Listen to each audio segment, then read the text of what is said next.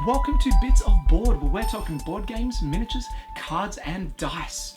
My name's Michael, and today we're checking out a game called Village Attacks. Now, this is a tower defense style board game, much in the same vein as the MOBA style video games, so like League of Legends and Defense of the Ancients. But of course, there are also many board games that take this idea and run with it. So we've had Load as a Kickstarter that was out a little while ago, and that did pretty well. I didn't pick it up, but that's got that MOBA theme. But we've also got like competitive versions of this game around as well, like Cool Mini or Not's Rum and Bones. So this one here that we're checking out today is a cooperative one where players will be working together as monsters, defending their castle from invading villagers and heroes and hunters and all those sorts of people that don't want monsters around. It's a pretty interesting looking game. Certainly got some wonderful art, and the miniatures are very, very well detailed. So I'm hoping it's got the gameplay to back it up, but that's what today's vid is all about. So we're going to start off by checking out the look and feel of the game, and then we're going to dive into a bit of a playthrough, maybe 3 or so rounds. We'll come on back, have a chat about it, and you can see if it's a game that is worthy of your collection. So without further ado, let's get stuck in. Alright guys and gals, here we are, a massive setup for Village Attacks right here. What we've got is the third mission in the introductory campaign for the game. The campaign is a really neat way to sort of learn the game, as it introduces a lot of the core concepts bit by bit. So in the first mission, you're just sort of learning about villager movement. In the second mission, you learn about village events. In the third mission, well, we're going to learn about heroes. And this is probably the best place to jump in unless you're a complete board game newbie, honestly, because this is pretty much where all the fun stuff is. The only element that we're not touching in this particular mission is the introduction of traps, and we'll go through them just a little bit later. For the moment, we'll check out the major elements of gameplay. Now, as you can see, there's a fair bit going on. We've got our player boards over here representing the characters that we're playing with on the board. We have our game overview tile up the top left there. I'll give you a look at that a little bit later, but for the moment you just need to know that that tracks a lot of the non-player specific health points, if that makes any sense. Along the middle of the board here, we have the major gameplay area. This is the map of the mission that we're playing. We have our characters starting off in the castle heart, and this is the room that we're going to be protecting throughout the game the most. Villagers will be working their way through spawn points that are scattered throughout the map. They're going to be working their way into that central tile there. I've got a ton of tokens floating around over here, and even more on the right-hand side. What else? Got a couple of decks of cards. We have our village spawn deck here. We have our hero spawn deck here. I'll be showing you how those work throughout the game, but this one here has all of our starter heroes in it. They're situated at the top right-hand side of the board. We have our villagers over here, and then we have our hunters over here, each of those having a specified monster that they are targeting. Whoa! Fair bit of info in there for you guys. So we're going to get into gameplay very soon, but I want to go through the main thematic elements, who we are playing in this game, where we are fighting in this game, and who it is we are fighting against. Yeah, let's dive in with an introduction to the monsters. Alright, so here we are with our player board and the miniature that represents our player on the map. There's a fair bit of information to take in here, but nothing too complicated. Up here in the top left, we have our monster role. Now, each monster has a role, and the idea is that you want to pick a balanced group, right? So Dullahan here is a guardian, but we also have things like supporting characters and decimators. Now, supporting characters do their best to support the roles of other players, but they've generally got some neat manipulation skills as well. Decimators, of course, specialize in damage, really wrecking the villagers on the board, but they also tend to be pretty squishy, which means they don't take a lot of damage before dying. In the middle of the board here, we have placement locations for dice.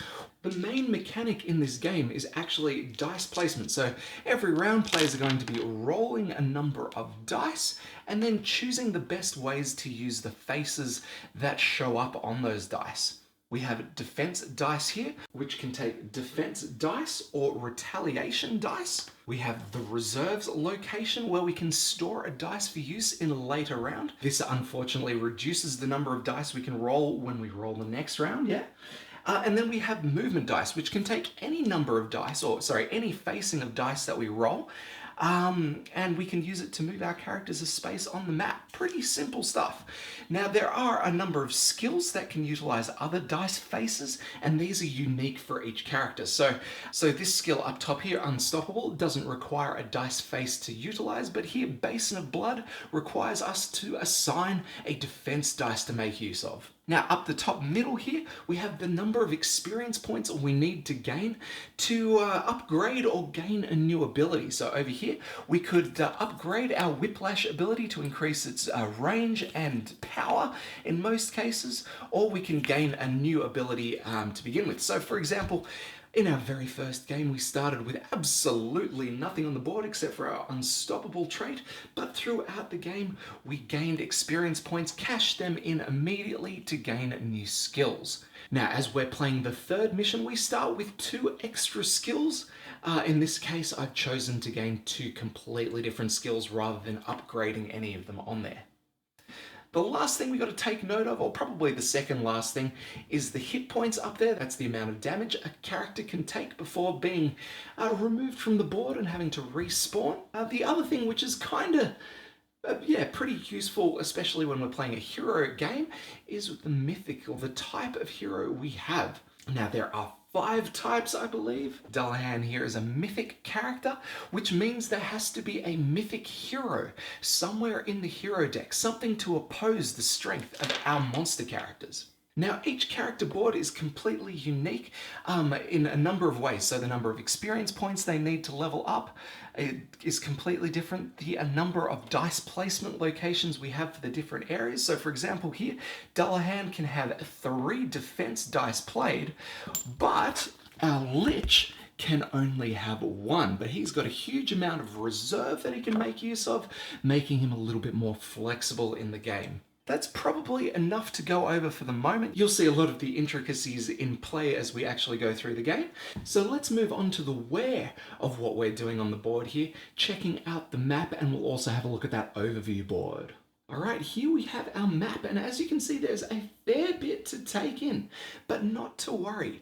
Except for a couple of mission-specific locations, each area is going to act identically to every other one. The only major distinguishing point we need to make is that we have rooms and corridors. This may come into play with some of the village events that come out, but most of the time, it doesn't really matter.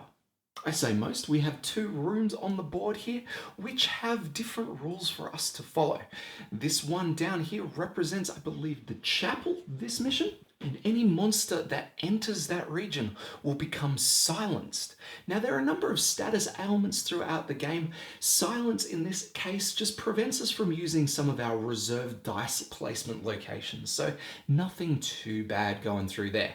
This other area up the top represents the kitchen, and any heroes moving into that location will actually regain 2 hit points. Aside from that, there's not too much to know. I did very briefly show off the spawn point locations. On this particular map, we have 3 locations, 1 in the top right, 1 in the top left, and 1 down in the bottom left. And we'll see close-ups of those as we go through the actual gameplay phases. For the moment, that's probably enough to deal with. Now, I will mention that I have thoroughly enjoyed playing with one of the advanced rules, and that is the day and night cycle, so day and night there. And they come with each a different dice that replaces one of the generic dice that we roll throughout the game.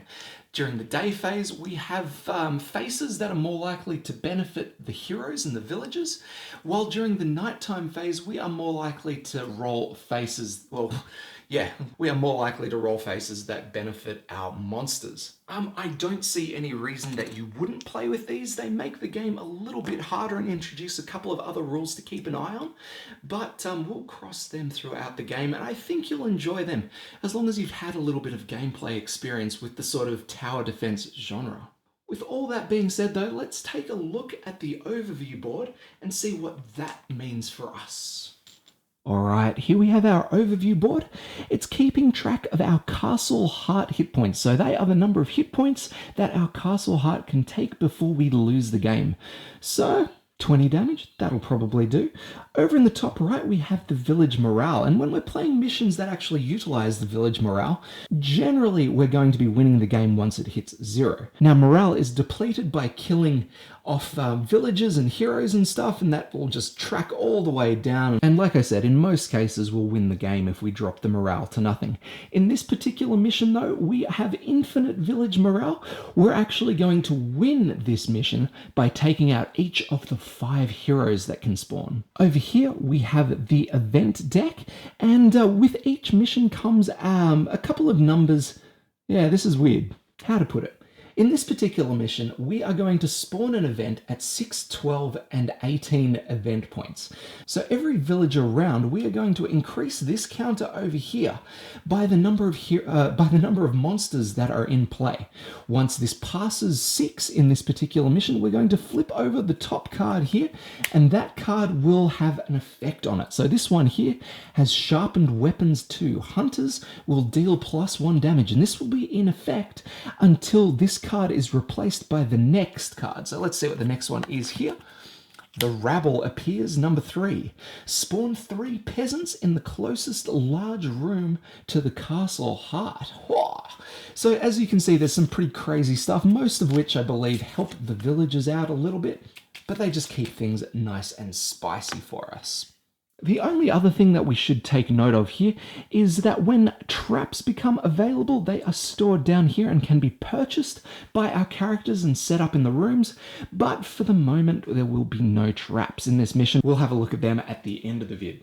Lastly, we're going to take a look at the enemies, and this is going to sort of flow a little bit into setup. So I'm going to grab, where is it? Our town deck, and I'll shuffle that up. Now, the town deck has a number of different cards, so let me just go through a couple for you here. So we have the hero spawning card. When one of these comes up, we're actually going to be spawning one of our major heroes. And these cards are pretty useful for us in this game because once we've killed all 5 heroes, we win. There's another one of those. Oh, look who shuffled really well. So then we have hunter cards, and they are identified by the bow in the top left corner. Now, when we spawn hunter cards, we're actually going to draw a token from our drawstring bag. Let me grab that. Here we go, the lovely little Village Attacks bag here. And in here, I have actually placed 3, well, I've got tokens representing the type of monsters we have in play. So we have the Mythic, we have the Cursed, and the Arcane. When we draw a hunter from the spawning deck, we're actually going to draw a token from the bag, and then we'll spawn hunters that match the symbol. So in this case, we're going to be spawning 2 hunters into that room there. Woo, beautiful. Now that's not always going to be the case. In fact, you're going to spawn based on the tier. Now the tier we're not going to be using in this particular game, but in the rulebook for the mission that you're playing, it will say, for example, once you hit 30 village morale, you're going to bump up from tier 1 to tier 2. And then at 20 morale, you're going to go all the way up to tier 3, which only means you're going to be spawning additional villagers and hunters throughout the game. It just helps build a little bit of the intensity as you hit the end of the game phase. Now, some spawning cards will actually show a +1 card, which means we've got to draw an additional card to make this kind of viable. So let's say for this room, we did pull that hero card first. Let's spawn a hero in addition to those hunters. Heroes work much the same way, except we've got a small deck of 5 cardboard cards. Let's find out which hero we're going to spawn, and it's going to be Skald, and he's the mythic counterpart. So I'm going to go ahead and place him in the room as well. Let me just quickly go through what this card has to say. So on the right hand side, we have his stats. We've got his hit points, his movement points, his attack points, and his range. And then we have an ability down the bottom here. Skald has Battle Song. All villagers that attack in the Skald zone deal +1 damage. So he's going to empower all of the other villagers around him. Let's go ahead and spawn in the other 2 locations. All right, here we are in the top left. We're going to be spawning some villagers. Now, in this particular mission, because we're not rolling with any village morale or anything like that, we're instructed to always spawn at the level 1 mark. So here we're going to spawn 4 villagers. Now, despite having a lovely amount of sculpts that match these cards, it really doesn't actually matter which sculpt comes out. So I like to mix them up when I play. Just makes things look a little bit more realistic. I don't know. It's very unlikely that 4 of the same looking person are going to enter the village. So yeah, we've spawned 4 there. And in our final location in the top right, we're instructed in the rules to spawn a hero. So let's grab our next one. This one is going to be the Executioner. 8 hit points, 1 movement, 3 damage, no range, and has the Mighty Swing. The Executioner's attacks also inflict slow. Brutal. All right, we are ready to go. So I'm going to begin by flipping the Night Day token here. We're going to begin in nighttime. That is great for us. You'll see why very shortly. I'm going to place the daytime dice next to it and collect our dice and ready to go. Let's head over to Dullahan and we'll begin. So we begin the monsters phase by rolling our dice and assigning them to do all the different things we want. So I'm hoping we get something a little decent here. We did. That's a pretty interesting roll. So we've got 3 of the dice symbols that allow us to perform a ranged attack. Basically, if we are in range of 1, we can use those dice to take out the villagers in the location, which is very cool. So that means we've got to get close enough to use it. These 2 dice that we've got up here are melee attacks.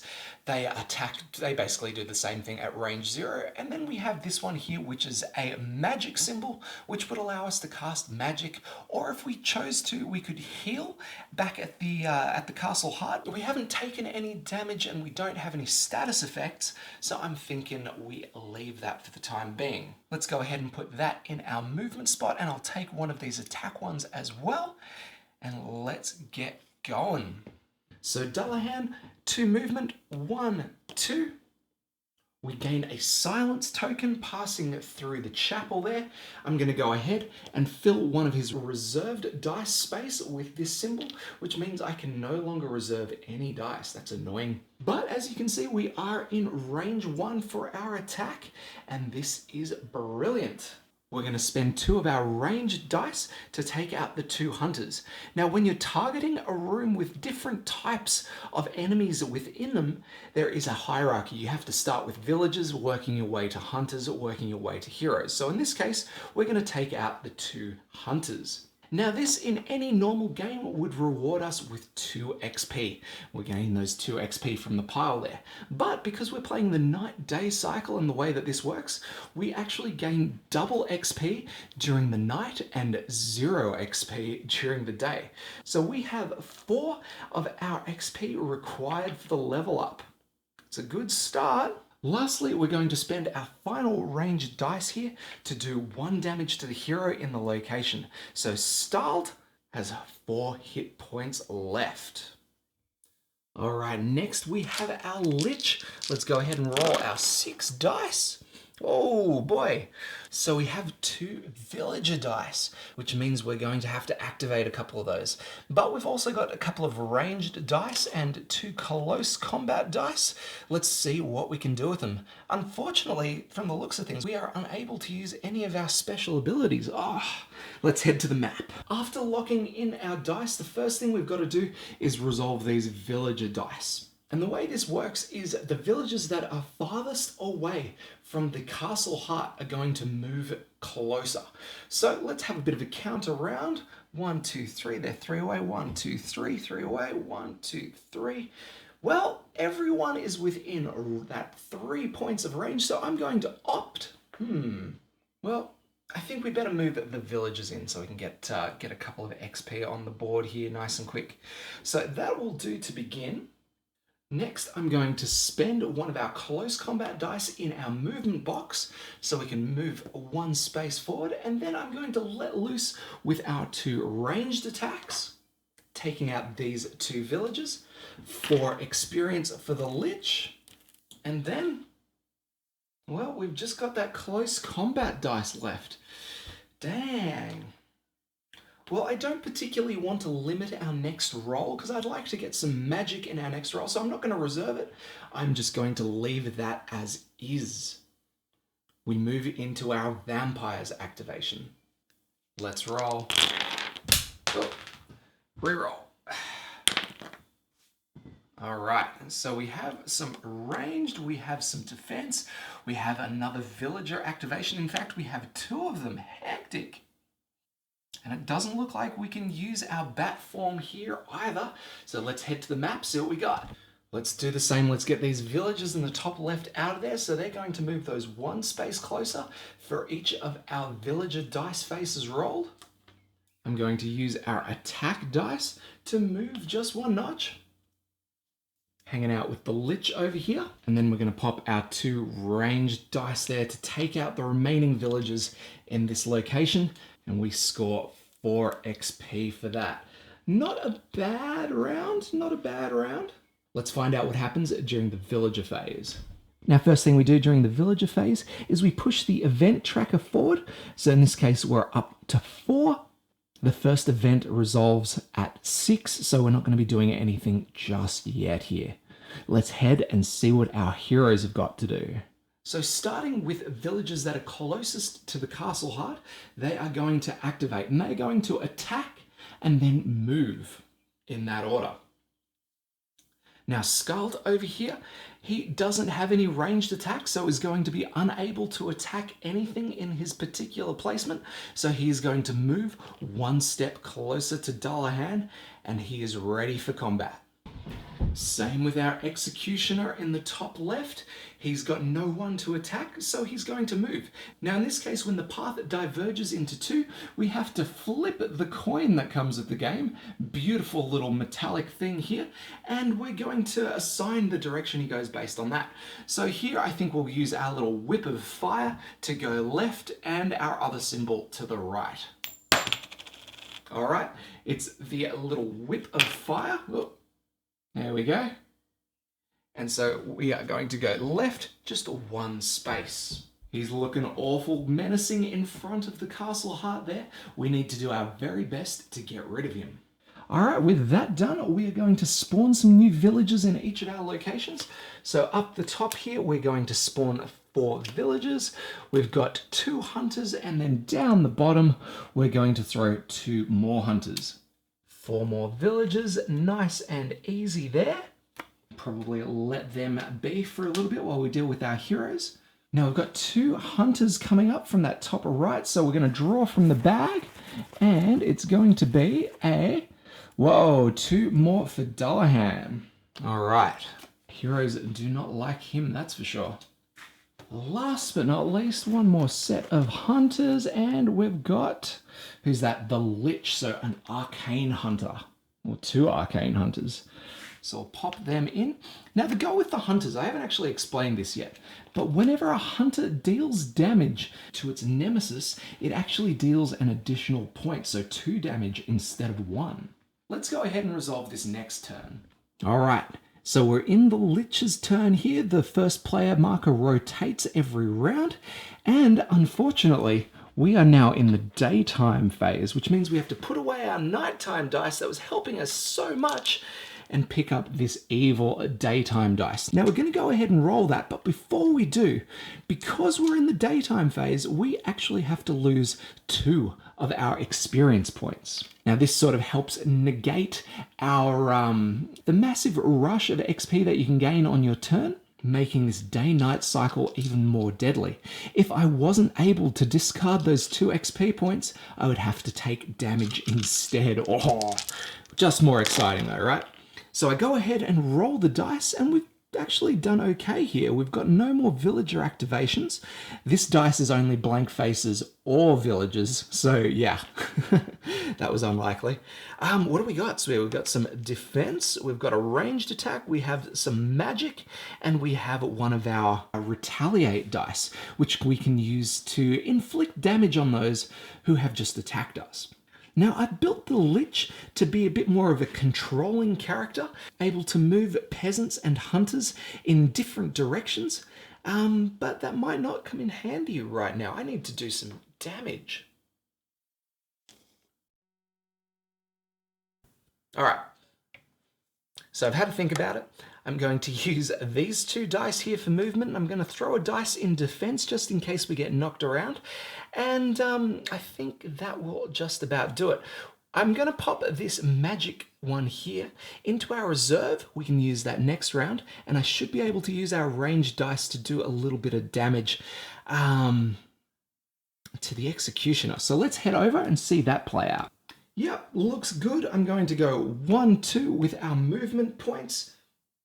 I'm going to use our ranged attack dice to do 1 point of damage to the Executioner. 7 hit points to go there. And I'm going to go ahead and store that magic. Now, whenever you store or use a defense dice, you actually take one of these chits to replace the dice, because obviously you've got to pass the dice to the next player. So that's why these chits are coming into play. All right, on to our vampire. Now, instead of running back and forth between the board and our character, I'm going to go ahead and roll next to the character here, and we can just assign. You already know what we've got going on here. So we do have a villager dice, and there's not heaps that we can do with that unless... Now, whenever you roll triples or more on your dice, you can actually take those dice and re-roll if you would like. And I think I'm going to do that because I don't need these retaliate symbols for my vampire. So let's go ahead and re-roll them. And oh, we get another villager move. We've got magic, we've got an attack. Oh, it's not great, guys. It's not great. So we'll begin by resolving the villagers. These 2 guys up top here are going to move forward. They're the least deadly of the things on the board for us. I'm going to use our first magic dice to activate our bat form, move up to 3 zones per movement spent. So I will use this magic symbol to spend a movement, and I'm going to go 1, 2, and 3, hanging out with Dullahan and Skald. Now with my final dice, I'm going to chuck 1 in defense, and I'm going to do 1 damage for my attack, taking him down to 3 hit points. I reckon Dullahan's got it. What do you reckon? Let's roll for him next. Ooh. Oh boy. So, we've rolled really poorly right now. Good news for us. I can re-roll these 3 villagers. The reason I cannot roll this one here is that special rules with the night-day cycle, I'm not allowed to edit, to alter that dice 1 bit. These 3 though, that's okay for the moment. All right, not bad. I'm gonna knock another 2 points of damage off the Skald, but before that, we've got to move some villagers, and it looks like those villagers in the top left, yep, there they are. I'm going to sneak them forward another bit. Down here with the Skald, though, I'm going to do 2 damage to him thanks to the close combat, and that means he has just 1 hit point left. I'm going to go ahead and chuck 1 of these defense dice. Actually, I'm going to put both of these defense dice in my defense marker because we're about to get some damage from the purple hunters in the bottom left. Yeah, they don't like me. Okay. All right, so we're going up 1, 2, 3 on the village event tracker. We passed 6, so I'm going to go ahead and draw the next card.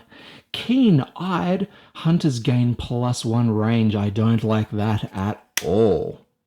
Next, let's resolve everyone on the board, starting with those closest to the castle heart. We're going to have all of our villagers move closer here. Ooh, our executioner is going to move in. Of course, he's not going to have a chance to attack because he's moving first. Down here, the Skald is actually going to get an attack in. Now the Skald down here, he's going to do some damage before moving on. 3 points, and I'm going to choose to assign them to Dullahan because we have 2 points of defense in there, which is going to knock off 4 points of damage. Each one of these can take 2 damage off a single source. Both of them, we protect ourselves very nicely. Wish I had a retaliate in there. Ha! Next, our purple hunters down here are going to attack. These guys have a range of 1. All hunters have a range of 1, and so they're going to attack in. Now, because their nemesis monster isn't there, we get to choose where these attacks are going. We resolve each hunter one at a time. I'm going to split the damage between our vampire and Dullahan, mainly because our vampire has a lovely little bit of regeneration that'll help him get back up to full health. We're almost done. One more group of enemies to move. These guys here. Now, despite the fact they have 2 range, they cannot see our Lich there. He's out of line of sight, so they're going to move. Let's flip the coin to find out exactly where. And they're going left again. All right. All right, so all we've got left is the spawning of the new villagers. So in the bottom room, oh, by the looks of things, I forgot to move them. Hang on. So after they attacked, they move. Down here, we're going to have 3 peasants. Hero in the top left, and 2 more hunters in the top right. All right, peasants done. I'm excited. Who's our hero going to be? All right, it's going to be Gravedigger. This guy has 4 hit points, 1 movement, 2 damage, 0 range, but is resilient. The Gravedigger may only be dealt 1 damage per round. Whoa. All right, let's get him in up there, and it looks like it. Yep, this card here has the +1 card, so we are going to draw another. And another 2 hunters. Oh, which hunters are these going to be? Red, Dullahan, no. And the 2 in the top right. Give it a good mix up this time. And all right, we have our vampire. Coming from all angles here. All right, so we would just go ahead and continue playing through the game until we've either won the game by taking out, in this case, all 5 of the heroes, or lost by having our Castle Heart hit points reduced to nothing. Now, I'll probably stop with this gameplay now, but I'm thinking one more round, I'm going to add in traps. Yeah, they're not a part of this one, but let's add some traps in, get it a little bit spicy, and then we'll have a bit of a chat about everything this game has to offer. To the overview board here, and we are going to place out some traps. Now, traps come in a lovely little variety. We have portal traps, we have boulder traps, spike traps, swinging blades, we have crushing walls. There are plenty of traps to play with in this game. At any time, there will be 3 available for us. So we have, in this case, the treasure hoard, the log ram, and the mimic chest, one of my favorites. And now the anatomy of the card is pretty simple. Along the top of the card, we have the cost of that card. So that means when we've locked in our dice at the beginning of the player phase, we may choose to spend those dice and take a treasure card. So here we would have to spend a defense dice to grab that, a ranged dice for the log ram, and then a retaliate dice for the mimic chest. These are available to anyone, but they have to be placed at the same time as being purchased. And the cards themselves, they have a couple of requirements down the bottom. So the treasure hoard down here can be placed in either a small room or a large room, which means by process of elimination that it can't be placed in a corridor. The log ram can be placed in a large room, and the mimic chest can also go in a small or a large room. Here is the symbol for a corridor, and there is one more, this one here, that signifies that it can be placed in any room. Now, the other symbol in the red circle indicates what sort of villager will fall for the trap. On the far left here, we have all villagers. Here we have peasants. Here we have hunters. And here we have heroes. All right, with our new traps available to us, let's jump back into the game. All right, here we are. Let's go ahead and roll for our vampire. Good news is we've got our nighttime dice back in rotation. And how did we do? That is a solid roll for us. Check it out. We've got 2 close combat hits here, which, according to our targeting priority, we have to take out the 2 hunters here. So a total of 4 XP off those hunters. Guess what? We get our level up, and I'm thinking we choose Vampirism. Each time you slay a villager, remove 1 damage from the dashboard of every monster in your zone, including yours. All right, and so that's out. Now we could either go ahead and use our ranged attack to take out one of the villagers on the left-hand side, but I'm thinking Well, we can move out of the room to get a shot in against Scold, but I don't think I want to do that. I want to get as many hits on that Executioner as I can, so I'm going to go ahead and activate our Bat form, spend a dice to move, and up to 3 spaces unencumbered. I'm going to move into the Castle Heart and then attack the Executioner with our ranged dice. Another damage onto him. Now we've got this defense dice left, and I'm thinking I made a poor choice chucking the retaliation dice away for our movement. So I'm just going to swap that over for the defense dice, and we're going to use this one to show off the Mimic Chest. So I'm going to cash that retaliation in to grab this bad boy. See, there's the cost up the top there. The Mimic Chest can be placed in a small or a large room. I'm going to try and place it in our Castle Heart, and it will affect any heroes coming in. So I'm going to chuck that there. Oh, he's so cute. Look at him. Put that up there, and we will end the vampire's activation. Let's head to Dullahan. All right, Dullahan, let's roll. Good rolls there. A lot of range stuff. I don't know if I wanted the range stuff, but that's cool. All right, let's stuff it. I'm going to go ahead and cash in those 3 ranged attacks to take out the peasants in the far room there. Now, the reason I'm not moving out to take down Skald, well, he's not a massive issue for us. He's only got 1 hit point left, and I'm sure we'll have a shot with him. The good news is, though, those 6 XP we gain from taking out the villagers is enough to boost our abilities. I'm going to upgrade our Basin of Blood. Peasants may not leave your room. Now it goes up to level 2. Choose a kind of villager. They may not leave your zone. So we can now use it for things like hunters and stuff. All right, with the last 3 dice, I'm just going to go ahead and move with one of the defense dice, and then I'm going to enact the retaliation. This means that when the Skald attacks me next round, he is gone. Finally, we've got the Lich, and he's in a little bit of trouble there with the Executioner. So I'm going to go ahead and roll, and hopefully we can get a little something that will mess him up. All right, with 2 villager moves, 2 of the 2 ranged activations, and 2 close combat activations. This will be interesting. All right. For starters, we've got to resolve those villager dice. And to get the most out of this, I'm going to choose the hunters in the top right. So let's flip. How did I know that was going to happen? But we've done very well. They're going to move into this room here, which is exactly where I want them.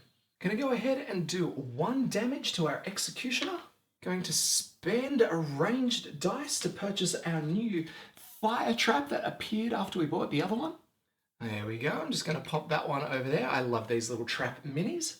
Next, I'm going to move out with my melee dice, and then I will do another ranged attack against the Executioner.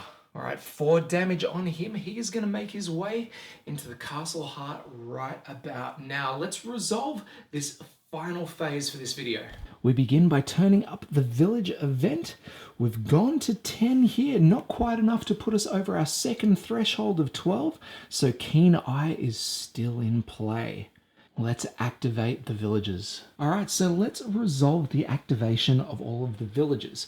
So we're going to begin by, well, moving everyone closest in. So these guys are just going to shuffle on through like that. That's no worries. Then we're going to go ahead and resolve everyone at 2 distance.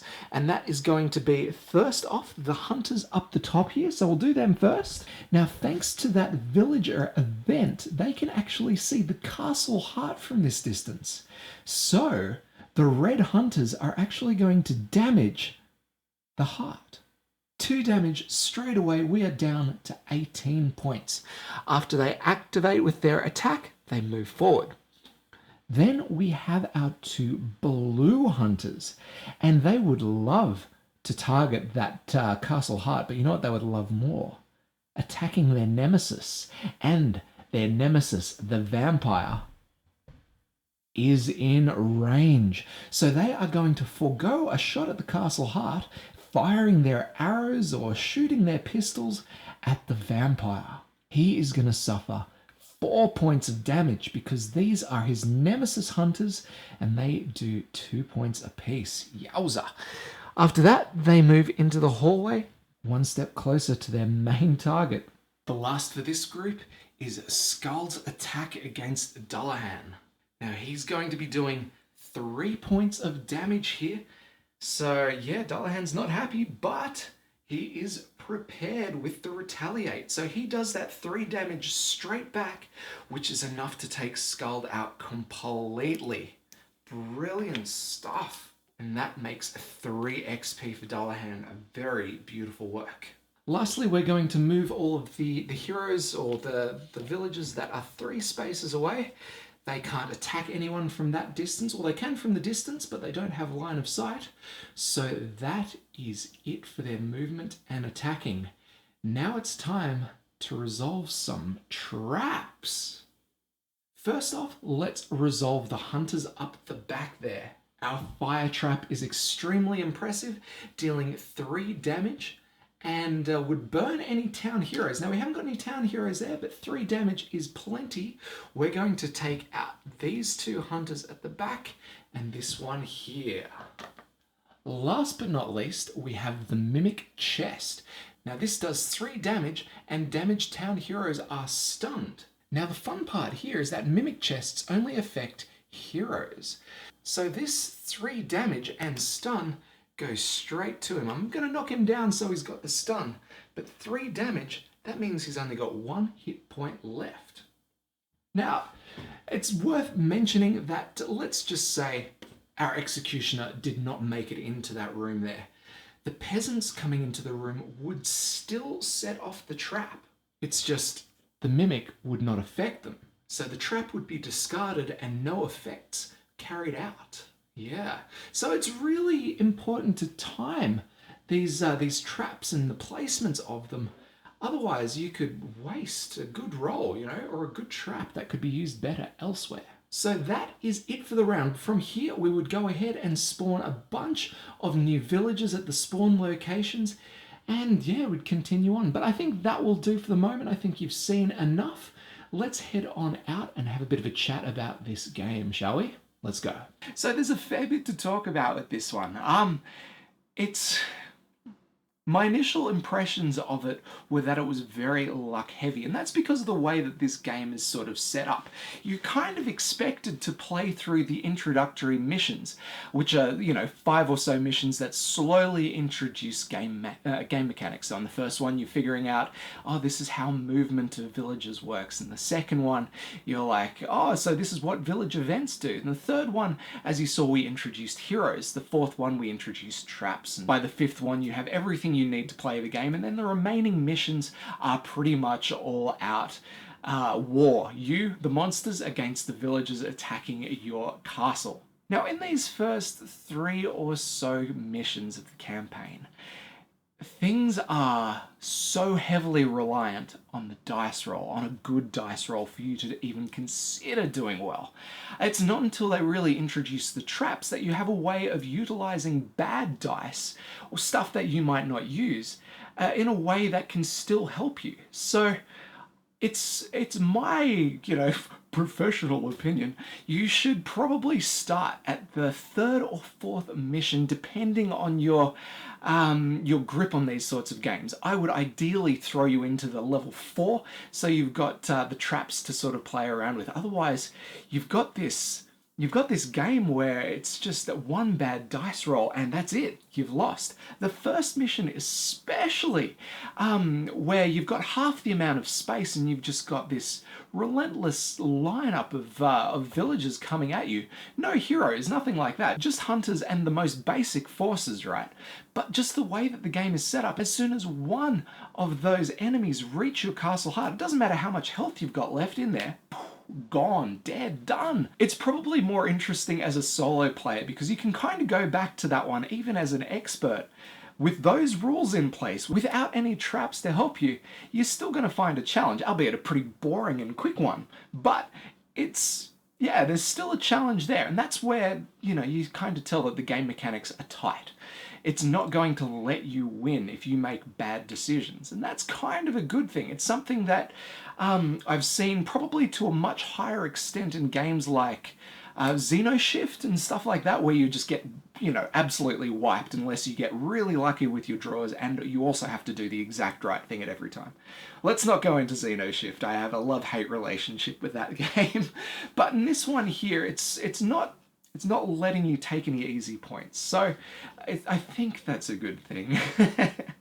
It is worth saying that this game is a luck fest, and it does give you a couple of mitigating options, the traps being one. Anytime you roll 3 or more of the same symbol, you may choose to re-roll them, but personally I don't think that's enough mitigation. There's still so much luck out there. What if you roll, 3 sets of 2 crap rolls? You're still not going to be able to do anything. And probably you should be able to do something if you've built your character alright, but still, it doesn't seem like there's enough mitigation. And with the games I've played, I've been frustrated on a number of rolls, and it's not detracted too much from the experience of the game, it's just kind of wasted a turn for me. Anyway, luck plays a massive part, so if you're not into luck, you're not going to like this. This is not a strategically heavy game where you can rely on the information you know to take you to a victory. That's all I'm saying there. Now, what it does have is... we're talking about the base game. I'm sorry for using the trap miniatures in that video. They don't come with the base game. Okay, so let me just quickly say that without the expansions, you probably don't have enough gameplay to last you the entire, 14? There are 14 missions in the book.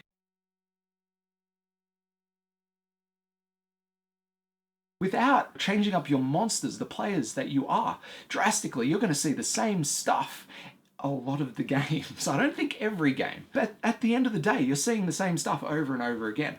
There are 5 heroes and 5 monsters. Without... that's not enough for 14 missions as far as I'm concerned, but that's okay. There are a number of ways that you can still customize this game beyond the 14 missions. You can make your own. That's probably it. Crap. It's really important that you try and pick up some expansions with this game. It's not complete for the long term on its own. It is a tight game, okay? It is exceedingly well designed, but it just doesn't have the longevity unless you're willing to invest further in it. That's just probably my opinion, but I think that opinion might be shared with a lot of you if you get a chance to play it. I wish there was just some sort of like an endless mode where you could, rack up some points to try and I'm sure you could create something like that, but it's just a shame that it's not outlined in the box as a part of the complete package. Yeah. Anyway, miniatures, the visuals, everything like that are quite good. The art is fantastic. I dock points for bendy miniatures because I don't have to spend too much time, putting them back to their original shape. Some of my poses have been glued into the weirdest positions, but it's alright. If you're an experienced hobbyist, you can chop them up, glue them back into position, no worries. So if you're into it for the miniatures and you don't mind a bit of luck in your gameplay, this is great. It's a great beer and pretzels game where no one has to be too engaged on the game to actually enjoy themselves. You can sit back, have a conversation, and you'll be able to come back when it's your turn and be like, all right, here's the state of the board, here's what I've rolled, this is what I can do. Now, I am afraid that the game plays itself. There are only so many viable options after you've rolled those dice. You could move, that you can use any dice for a movement, that's no worries, but is it always a good idea to move? No. Is it always a good idea to attack? Yes. Get rid of those villagers. So every time they come up, you are going to want to play them like that. But magic stuff coming up and retaliation, you have to kind of put yourself in a position to be damaged for retaliation to work. And you have to ensure that you have some sort of magic abilities to use those magic symbols. Or if you're damaged, you can run on back to the monster hut and hope to goodness that you roll something so you can heal up. But knowing that a glorious death is probably better than a hasty retreat, that kind of removes some of the functionality from the dice. So I'll be interested to see how this goes over the long term. If I can see too many similarities from game to game, I know that it's probably playing itself. But then again, I have all the expansion content, so it's very unlikely that I'm going to see that much repetition.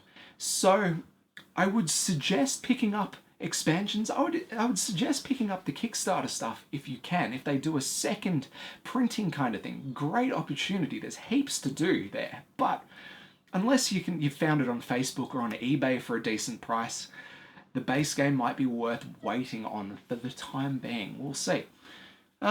All that being said, that's probably all I've got for you from the time being. If you've enjoyed this video, if you found it insightful, make sure you do all those things. Like, comment, subscribe, do all the things that you guys can do that will help this channel grow. And yeah, I've got to say, we're getting kind of close to the 1,000 subs, right? We've clocked over 800, or have we clocked over 700? I think we're over 700, so we're into 290 odd to go. We're almost there, guys and gals. It's been a journey and a half. So yeah, all that said, we are about done. As always, my name is Michael. This is Bits Aboard. We'll catch you next time.